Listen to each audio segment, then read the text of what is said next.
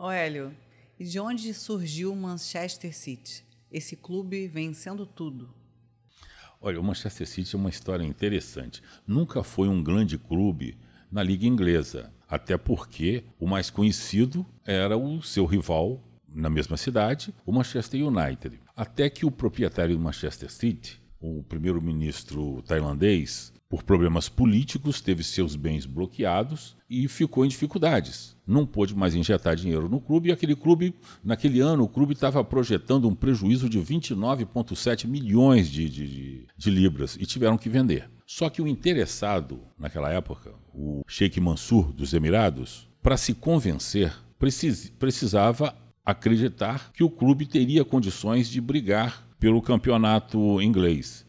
E aí saíram atrás de uma grande contratação. Só que não conseguiam, já estava no último dia de fechamento da janela, 31 de agosto, e não haviam conseguido nenhum jogador. Até que alguém sugeriu o Robinho, só que o Robinho, já em tese, estava em final de contratação pelo Chelsea. O Chelsea, inclusive, já tinha mandado fazer camisas com o nome do Robinho, e já havia, inclusive, uma conferência de imprensa marcada em Londres para comunicar a compra do Robinho pelo Chelsea, que naquela época o Robinho jogava pelo Real Madrid. Nos últimos instantes, praticamente num ato de desespero, o Manchester City foi atrás do Real Madrid e conseguiu, às 23h30, anunciar no centro de Londres a contratação do Robinho pelo Manchester City. Aquilo foi uma surpresa enorme, ninguém imaginava, principalmente que Manchester City teria a condição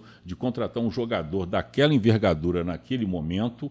E o próprio Robinho, mais tarde, chegou inclusive a confidenciar que ele nem imaginava, nem sabia que existia Manchester City. Na cabeça dele, ele estava sendo contratado pelo Manchester United. E foi uma grande surpresa para todo mundo. Mas o Manchester City não parou por aí, ele continuou com a sua trajetória de surpreender o futebol inglês. Temporada de 2011 e 2012, o Manchester City vinha muito bem, só que de repente o time começou a cair e faltando 6 rodadas para a final, o Manchester City estava 8 pontos atrás dos primeiros colocados. Mas começou a se recuperar, foi se recuperando, até que na última rodada estava Manchester City e Manchester United com o mesmo número de pontos e entravam pela briga do título daquele ano. A partida foi marcada para as 15 horas, ao mesmo tempo, entre os dois times. O Manchester United pegava um adversário mais tranquilo, que estava em 17º lugar, já estava classificado e não seria um adversário tão difícil. Mas o Manchester City pegava um time que lutava para não cair, o Queen's Park Rangers, e que ia fazer de tudo para ganhar aquele jogo. Começou a partida já no primeiro minuto, de um lado e do outro. Pelo lado do Manchester United, o Manchester com 1 minuto de jogo marca um gol. Coloca, em tese, a mão na taça.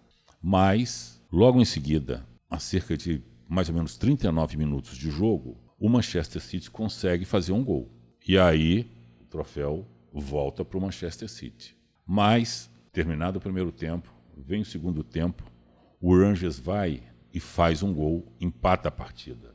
O troféu volta para o Manchester United. Logo em seguida, o Rangers vai, faz outro gol, 2-1.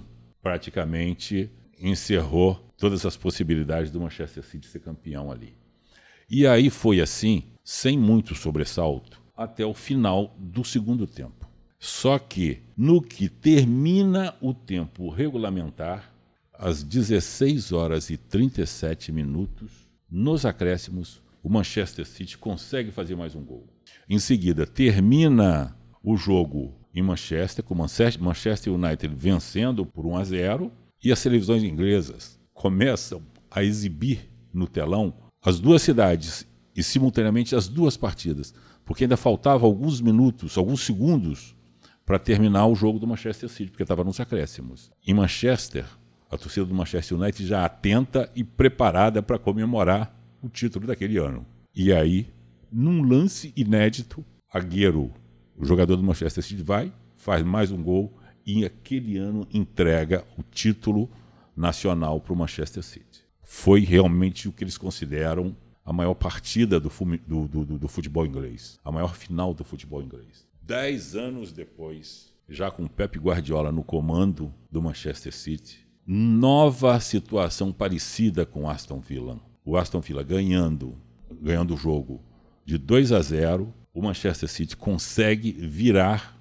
por 3-2 nos minutos finais também.